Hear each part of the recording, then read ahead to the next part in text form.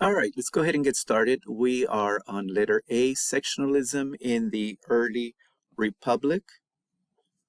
And if this thing can get started. All right, we start with the Wilmot Proviso. Keep in mind, sectionalism is what's going to be tearing the country apart. And in this case, it's going to be North versus South.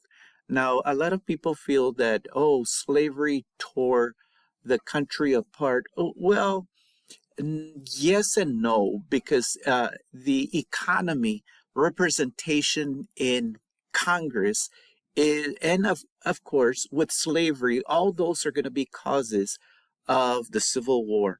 And we start with the Wilmot Proviso. Now, it's not going to pass, but slavery is going to rear its ugly head again. Now, notice the Mexican Cession. This is the Mexican Cession. This is after the Mexican-American War. What we took from Mexico, we took half their land, and it's known as the Mexican Cession. And Senator Wilmot proposed a bill that said any territory that was gained from California, no slavery should be allowed there. Okay? And it just stunned the country. You know, the North was for it and the South was against it. And if you notice in this series, I'm going to be talking about North versus South. Okay, again, the Wilmot Proviso did not pass, but it brought slavery to the forefront. In the past, when I talked about slavery, yes, it's ugly, put it away. And that's pretty much how the country dealt with it. Now, during this section, sectionalism, it cannot be avoided. Next is the fugitive slave law. Keep in mind, look at the word fugitive. Keep in mind that slaves were property. If a slave ran away, he was stealing property from the master, if that makes sense. So what they did is they came up with a law called the Fugitive Slave Law. And what it said is if you have a slave that ran away, U.S. Marshals, once they caught them, they were supposed to return the slaves to the South. Okay? Now, this scared a lot of free blacks in the North because some of them could be captured, free blacks, and sent to the South as slaves. Okay. And what it did again is bring slavery to the forefront, and it can't be ignored.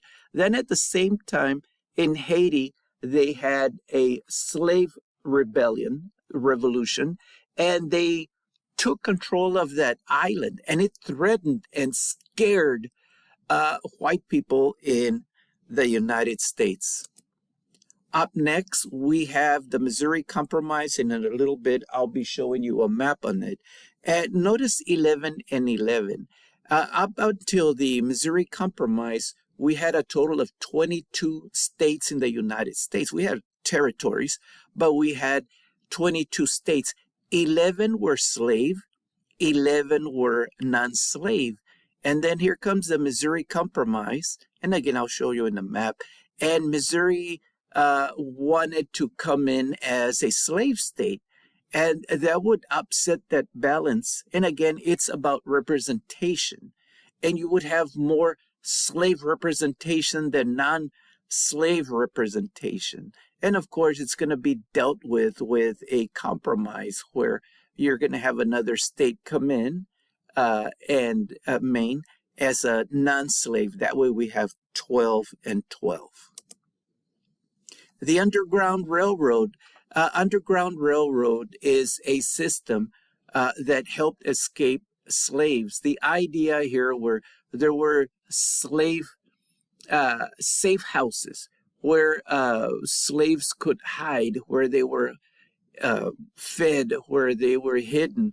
All of these things to help them go up north. And by north, we're talking about to the northern states where slave did not exist, or even to Canada. Keep in mind, you had slave catchers, men, white men that would chase slaves with hound dogs and catch them and send them back. Harriet Tubman is going to be known as the Black Moses. She is the one that helped a lot of the slaves go up north. You had Frederick Douglass, who was himself a runaway slave, and he was the one that would make speeches from the heart. Look, I used to be a slave. Slave is an ugly thing. So he was more believable than, say, a white abolitionist. And look at the word I used, abolitionist. An abolitionist is somebody that is pushing to get rid of slavery. And of course, you had Sojourner Truth, who was herself also a slave and would make speeches about the hardship, about having her children sold as slaves.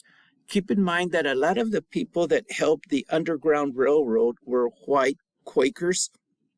Quakers belonged to a religion that felt that everybody was equal, men equal to women, blacks equal to whites. So they were the ones that helped a lot.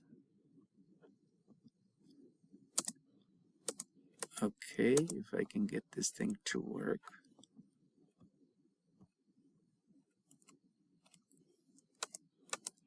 Okay, come on, man.